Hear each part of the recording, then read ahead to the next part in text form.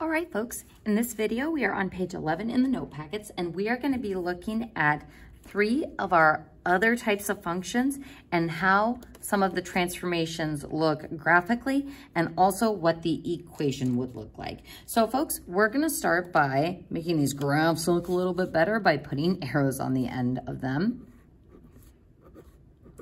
So this is the cubic function, which I can tell from the shape of it. We can also tell it's the cubic function from the equation. Now, if I were to generate a parent table for this, we would need to know that it has that central point at 0, 0. Again, it's not a vertex for this graph, but that's one of our basic points. And then -1 and +1. -1 cubed gives me -1, and 1 cubed gives me +1. So folks, these are the 3 points I would need to be able to generate for my parent function. For an absolute value graph, our vertex is at 0, 0. And if we go left 1 and right 1, absolute value of -1 is +1, absolute value of 1 is +1. And those would be our 3 basic points for an absolute value function. Now the reciprocal or the rational function, remember this one's a little bit weird because our parent table, we actually don't center it around 0 because what's happening at 0 is we have 2 asymptotes. We have a vertical asymptote going through 0 and a horizontal asymptote going through 0, 0. So instead of having a point at 0, 0, we have our asymptote starting at that value. So what we are going to put in our parent table are only 2 other values, -1 and +1. 1 divided by -1 is -1, and 1 divided by +1 is 1. So -1, -1. And 1, 1. So again, you can see how similar these parent tables are, but we need to know which points we need to pick depending on what the equation is. So one thing I want you to note about the reciprocal or the rational function, as a reminder from the previous page, we must move our asymptotes visually. We must move our asymptotes visually.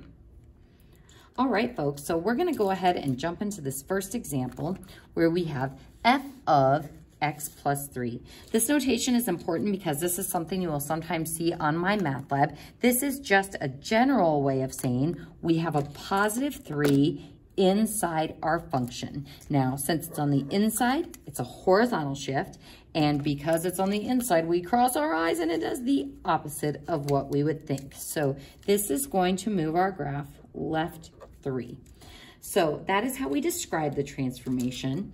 And then our coordinate formula, the +3 is going to move our x values left 3 by subtracting 3 from all of them. So again, very strange, those horizontal transformations, because it is opposite sign in the formula than it is in the coordinate formula. Sorry, opposite sign in the equation than it is in the coordinate formula.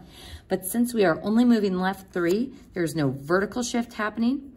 Our y values are going to stay the same. So first, what would this transformation look like in the actual cubic equation? So how do I write this cubic function with a +3 on the inside? Well, we would need to enclose it in parentheses and add 3 with x and cube it. So this is how we show a +3 on the inside of the function. With an absolute value, it would be f of x equals x plus 3 inside those absolute value bars. Now for the reciprocal function, it would be f of x equals, inside with the x for this function would be down in the denominator. So 1 over x plus 3. So this is what inside the function looks like for each of those different types of functions. So next what we are going to do is we are going to take each of these parent tables and transform it using our coordinate transformation formula. So in my transform table, for each of these, I'm going to go ahead and just draw each of those tables. In each of those tables, our y values are going to remain unchanged. So for this one, -1, 0, and 1. For this one, 1, 0, 1. And this one, -1, 1. But to each of our x values, we are going to subtract 3. So if I subtract 3 from -1, we get -4. Subtract 3 from 0, we get -3. Subtract 3 from 1, we get -2. And then I can do the same thing for my absolute value function. -1 minus 3 is -4. 0 minus 3 is -3. 1 minus 3 is -2. For this one, -1 minus 3 is -4. And 1 minus 3 is -2. And what we're going to find is that when we graph these points, -4, -1 would be here. -3, 0 would be here. -2, 1 would be here. Now, I am not just going to swoosh through those with a straight line because I know this is a cubic function. So from that central point, we are going to curve up like half of a parabola and curve down like half of a parabola. That is how we make our cubic function. Now, visually, does it look like we took this parent function and moved it to the left 3 units? Yes, it does. So folks, if you're ever not sure if you have done the coordinate formula correctly, it should match what your description says. So let's see what this looks like with our absolute value function. Backwards 4, 1, 2, 3, 4, up 1. Backwards 3, and backwards 2, up 1. And lo and behold, it looks like we have slid that absolute value 3 units to the left. And again, what's nice about this is if that was my vertex in the middle of the table, this is my new vertex also in the middle of my transform table. Now, for the reciprocal or the rational function, and again, this is a new function for us this year, we've got -4, -1, -2, +1. And we look at this and go, yep, that's not much to go off of. So in addition to moving those points, remember we also have to move the asymptotes. So I'm gonna start with the vertical one. If I take that vertical asymptote and I slide it to the left 3 units, it is going to be in a new location at -3. So I slid my vertical asymptote 3 units to the left. Now, if I take that horizontal asymptote and slide it 3 units to the left, is its location changing? Nope, it is that same horizontal line. So that is my transformed, I guess, asymptote that didn't really move. If you move a horizontal line horizontally, it's still the same horizontal line. So now that I have those asymptotes, I can swoosh up from that point, and swoosh down from that point, and the same over here.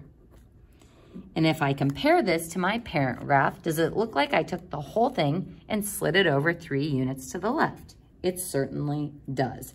So again, folks, this is nice because if I know my parent function key features, then we can just automatically apply our coordinate formula to get the transformed version of our graph.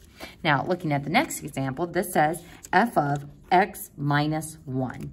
So it's a -1 inside with the x, so it does the opposite of what we would think, and it moves our function to the right, 1 unit. Now, it's -1 in the equation, but it would be a +1 to actually move those values right 1 unit in the coordinate formula. So x plus 1, y. From there, this one is very similar to the one that we just did, so we're not even going to go ahead and finish that example. We're going to go ahead and move on to the third line where we have f of x plus 3. So this plus 3 is on the outside of our function. So this is going to move our graph up 3 units. So our coordinate formula for this one, the x values will remain unchanged, but going up 3 is going to move each of those y values plus 3 units. So there's consistency with the signs with our vertical transformations. It gets very funky with the horizontal ones. So let's go ahead and write what our equations would look like for these first. So what does a plus 3 on the outside, oh boy, the outside of my cubic function look like? We're just going to write the plus 3 to the right of it. So f of x equals x cubed plus 3. Ooh, and actually real quick, while I'm thinking about it, on my math lab, instead of f of x, when it is asking you to write a transformed equation, make sure you use y equals. on my math lab. It should be pretty intuitive because I think the original parent functions they give you are in terms of y equals, but if it asks you to write an equation, go ahead and use y equals. So folks, on our reciprocal example, I'll go ahead and write a y equals equation. So if I wanted to add 3 to the outside of this one, inside is in the denominator with x, so outside is going to be outside the actual fraction. So f of x, no, I said I was going to do y. So y equals 1 over x plus 3. So this is what outside the reciprocal or the rational function looks like. This is what outside the cubic function looks like. And now we can do the same thing that we did. I'm going to zoom out here.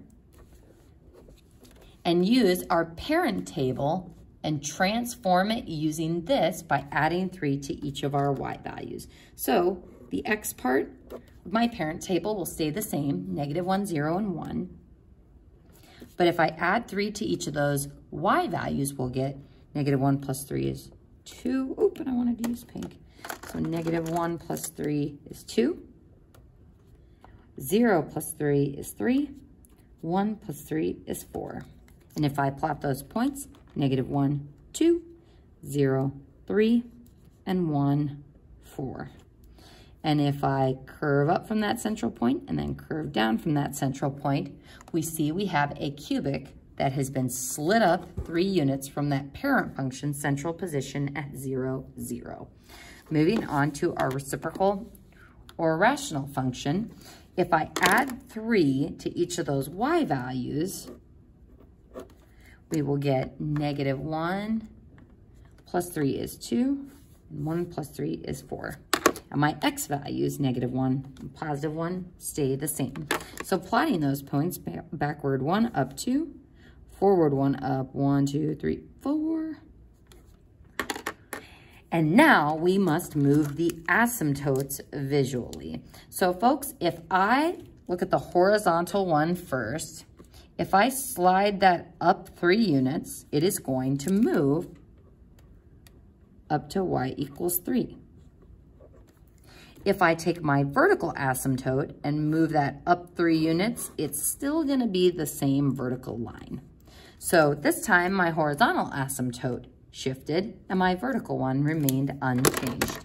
And as we can see, this is exactly what we needed to swoosh from those points to draw my curves, my reciprocal function. And we can see that it looks like we took that whole graph and slid it up 3 units. So folks, that is it for our sliding transformations. On the next page of our notes, we're going to be getting into reflections.